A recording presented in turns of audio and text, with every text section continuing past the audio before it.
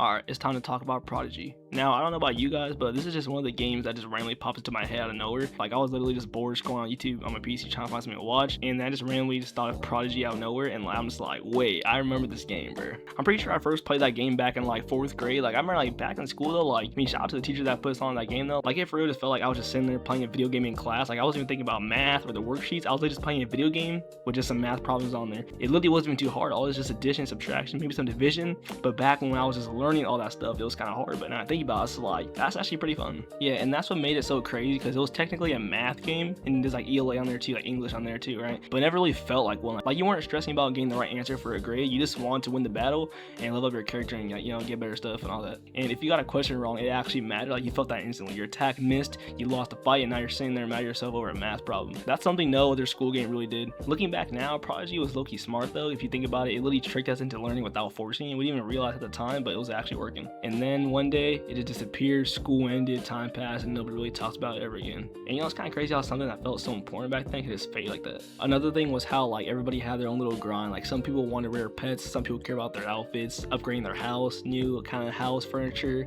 and some people just wanted to be better than anyone else. And honestly, I actually remember some people in my class saying like, hey, are you a member? And I was like, a member? It's like, no way you actually bought that. No way you actually got your mom to buy that for you. And I think about it, it's like, that was low-key kind of fire though. No matter what it was, the game gave you a reason to keep playing. And looking back now, Prodigy was low-key ahead of its time. I found a way to like mix learning and gaming without forcing it or making it corny. Like, it didn't feel like one of those games that was just trying to be fun. It just like was. Nobody really talks about it anymore, and it's kind of crazy how something that had such a big presence back then can just disappear like that until one day you randomly remember it again. But yeah, that's all I have to say on Prodigy. That's just something I randomly remembered and had to talk about it. If you enjoyed this, you know what to do. I'll catch y'all next time.